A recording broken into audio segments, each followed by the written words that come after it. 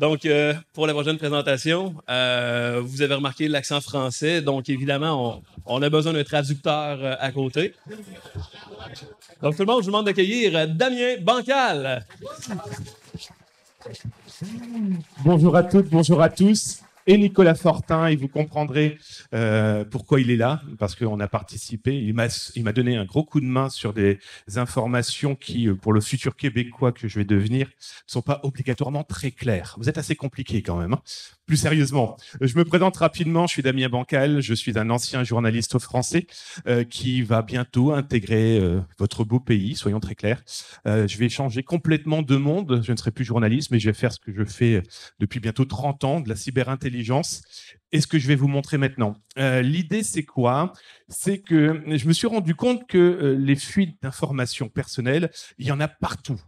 Et donc, mes amis, alors ici Nicolas, mais Patrick et toute cette charmante bande qui m'accueille depuis 10 ans, je me suis dit, tiens, vous avez eu Desjardins, vous avez eu Post Canada, vous avez eu V-Media, vous avez eu les autres. Et moi, je me suis dit, tiens, je vais plutôt regarder un petit peu du côté de votre gouvernement. Alors, l'idée, c'était de dire, je vais prendre 1 heure de mon temps et regarder tout ce qu'ont les pirates dans leurs mains.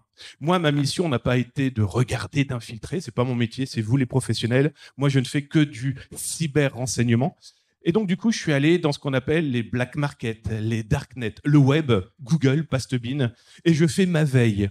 Et en 30 minutes, eh bien, ça a été d'abord de réfléchir qu'est-ce que j'allais faire dans ces 60 minutes. J'ai vraiment pris un chrono et j'ai cherché en 60 minutes tout ce que je pouvais collecter sur des personnes ayant un mail environnant le gouv.qc.ca. Et à partir de là, eh bien, j'ai fait les sites web et autres, les black markets, les darknets, les Discord, les Pastebin. J'ai veillé aussi certains messages. J'ai infiltré, ou en tout cas, je surveille certains lieux où il y a des malveillants. Il y a peut-être vous, pas en tant que malveillant, mais aussi en tant que veilleur. Et ils ont une fâcheuse tendance, c'est que dès qu'on se présente comme une jeune femme, quand on est sympathique, et vous avez pu remarquer ce côté féminin qui est en moi, ils parlent beaucoup, et tant mieux. Je vous parle même pas des corbeaux, hein, ceux qui balancent toutes les informations pour casser le marché de leurs concurrents. Pastebin aussi, mais j'ai pris cet exemple-là, mais il y en a plein d'autres où du coup on retrouve des informations qui n'ont strictement rien à faire là.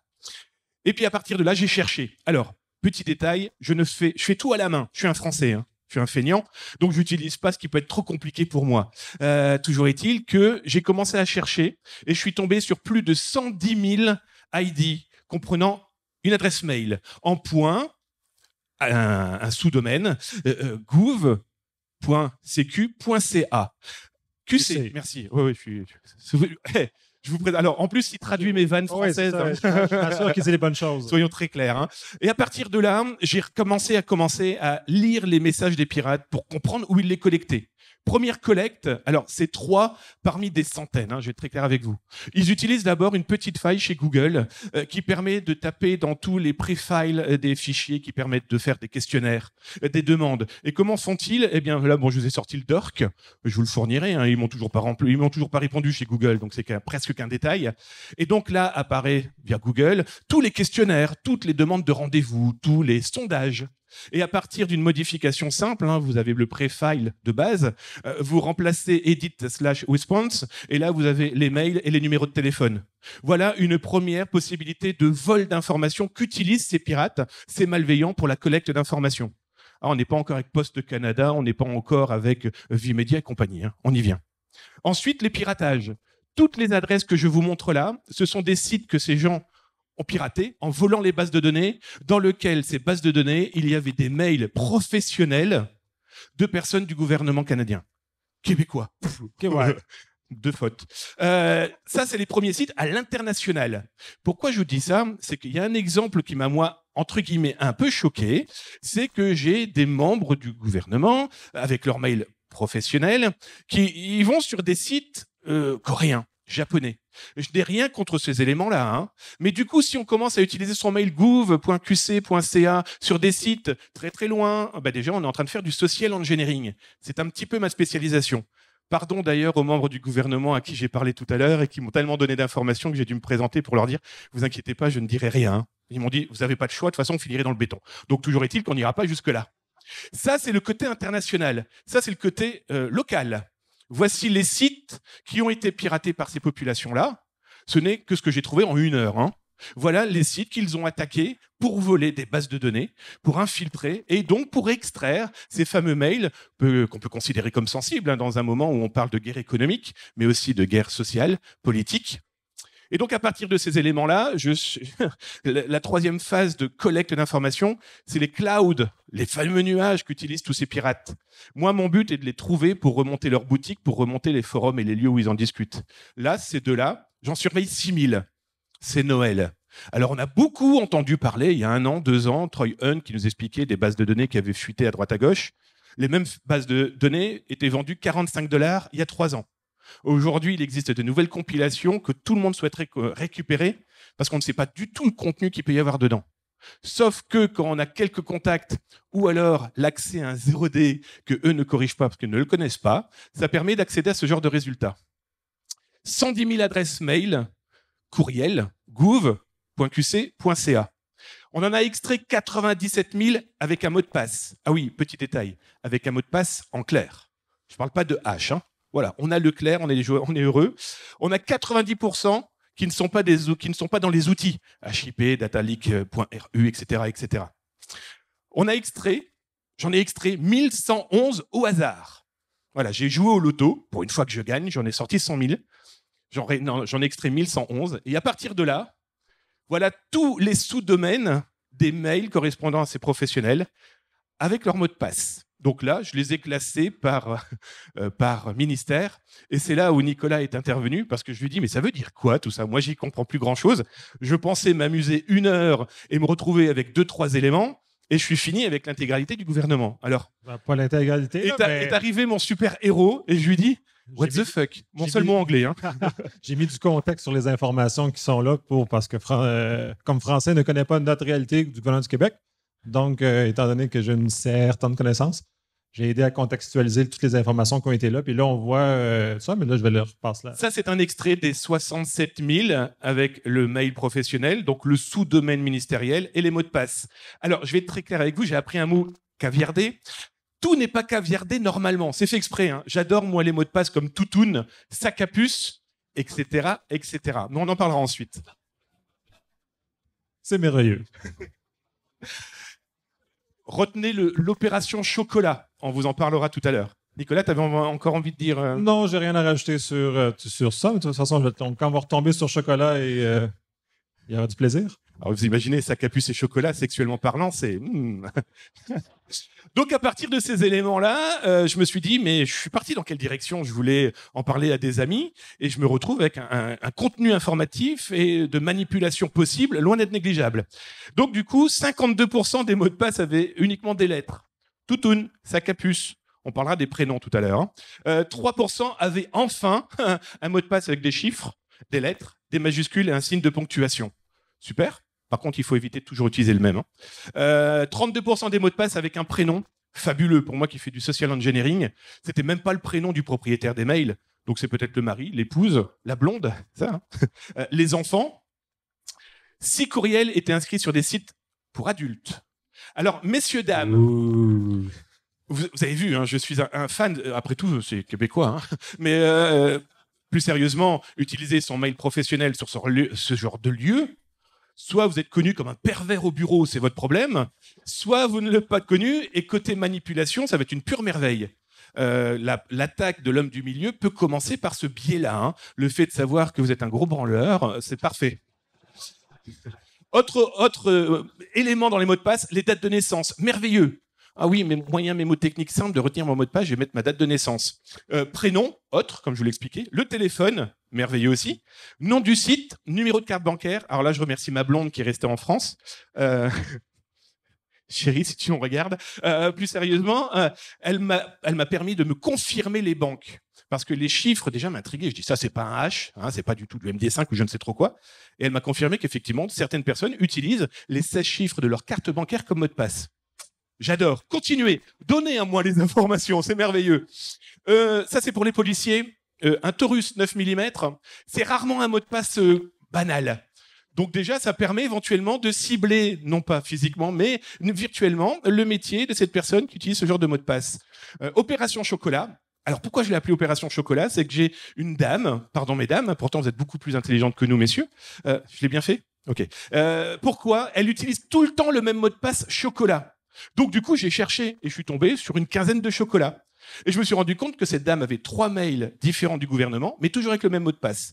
Donc du coup, en plus, j'ai pu faire son environnement numérique en me disant que je vais pas lui envoyer un ransomware, mais 3 rangeociels. Et les mêmes mots de passe partout. Donc le fameux courriel différent.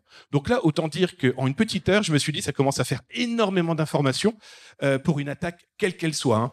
Dites-vous que toutes ces informations-là sont dans les mains de pirates, soit plus ou moins libres, soit dans des espaces qu'on appellera VIP, et dont on ne connaît pas encore la mise à disposition.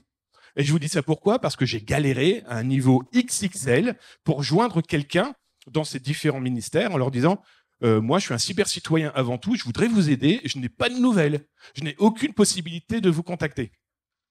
Et à partir de ces éléments-là, on s'est dit mais comment ça va s'exploiter? Ça s'exploite malheureusement très très simplement.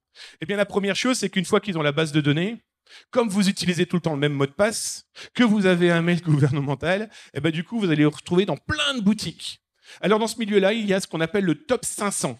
Le top 500, c'est les 500 plus grands sites de la planète, et ils les testent, un par un. Et donc, du coup, Madame Chocolat, Madame Chocolat, peut-être qu'elle a un Discord. Son Discord Chocolat vaudra $100. Peut-être qu'elle est aussi chez Pizza Hut, carte de fidélité ou autre. Et bien, du coup, elle coûte $3. Mais j'ai toujours son mail professionnel et ses différents mots de passe. Et donc, du coup, elle est vendue comme des petits pains. Pour ceux qui ont lu le Journal de Québec hier, vous avez vu cette histoire de carte. Comment elle s'appelle? La carte Inspire. La carte Inspire, c'est simple. Hein, les personnes se retrouvent dans ce genre de boutique avec une boutique spéciale carte Inspire. Parce que ces gens-là ont utilisé le même mail et le même mot de passe partout. Et donc, du coup, se retrouvent dans ce genre de boutique ou ce genre de combo. Alors ça, je l'ai montré cette nuit à Nicolas. Oh là. Je lui ai dit, tiens, comme je ne dors pas... 1 million de Canadiens pour 85 $. C'est du zéro day. Hein. Ça veut dire que c'est pas encore merveilleux, sorti. Ça. Alors, je vous cache pas que comme avec le décalage horaire, je ne dors pas la nuit ni le jour, trouver ce genre de boutique. Alors, j'ai regardé cette nuit, il y en avait 796 boutiques qui vendaient ce genre de choses. C'est un peu problématique. Et meilleure qualité-prix par ailleurs, comme tu m'as fait remarquer, oui. à 15 $ pour 100 000, 85 pour 1 million. Sachant qu'ici, on est dans l'entonnoir, hein, comme je vous montrais. Il existe des boutiques où je suis capable de mettre votre code postal, voire éventuellement votre prénom. Et du coup, leur intelligence artificielle va permettre de dire que oui, vous êtes bien dans la base de données et je vais vous vendre soit à partir de vos informations d'achat, soit tout simplement accéder à vos mails. Et ça, c'est une pure merveille. Et donc, comme j'ai vu l'article hier à parlant de cette carte, il y a aussi des boutiques qui vendent tous vos points de carte de fidélité. Et ça, c'est une pure merveille. Et quand vous avez des gens, je voyais dans l'article du journal d'hier où la personne disait j'ai plus de points sur ma carte de fidélité. Et il râle, je le comprends. Parce que n'oublions pas quand même que les points de fidélité, c'est aussi de l'argent. Et donc, attaquer votre mail et votre mot de passe, qui est donc généraliste, me permettra peut-être aussi d'accéder à votre carte de fidélité. Et on finira sur ça.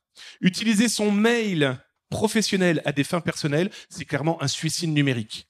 D'autant plus quand on travaille pour une institution, une administration. Aujourd'hui, vous ciblez, je ne parle pas de Magento et compagnie, hein, juste avec ces petits doigts, hein. Vous prenez 10 personnes et elles vont les faire une par une. Et il va y avoir un superbe catalogue sur ces cibles. Nom, prénom, métier, profession. Je ne vous parle même pas du social engineering sur les mots de passe.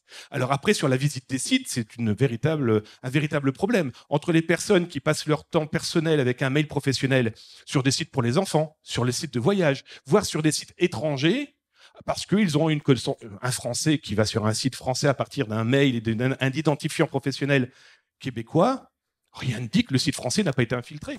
Rien ne dit que le site coréen, comme on l'a vu tout à l'heure, est peut-être infiltré pour... Que vient faire cette personne? Que vient-elle visiter? Pourquoi vient-elle? N'y a-t-il pas un moyen de la contacter pour la manipuler? Oh, ça tombe bien, elle était sur un site pornographique, on va parler de ses penchants, etc., etc. Voilà. Aujourd'hui, utiliser son mail professionnel, c'est un pur suicide. Donc, infiltration, filoutage, hameçonnage, ingénierie sociale. Je suis en train de finir le CTF pour demain. Ma cible est assez rigolote. Gouvernement, c'est pas vous. Rançonnage. Et surtout, à partir de certains éléments, on est capable de retrouver vos photos. Je vous montre un black market qui vend les photos Vincennes. Pour faire quoi? Pour faire des fausses pièces d'identité. Donc moi qui galère à remplir des milliards de documents pour un visa, quand vous voyez que pour un certain nombre de petits dollars, on est capable de se faire une fausse pièce d'identité avec vos données, il n'y aura qu'à changer la photo, ça devient un véritable problème. Je vous remercie. Alors, j'ai fini par une petite vanne. Les musiciens, je vous invite à faire la musique qui est en bas sur la partition. Mais si vous êtes du gouvernement, n'hésitez pas à me contacter pour que je vous fournisse les informations. Je suis venu en paix. C'est les 5 notes de tin, tin, tin, tin, tin. Rencontre du 3e type. Messieurs, dames, merci. Je vous laisse.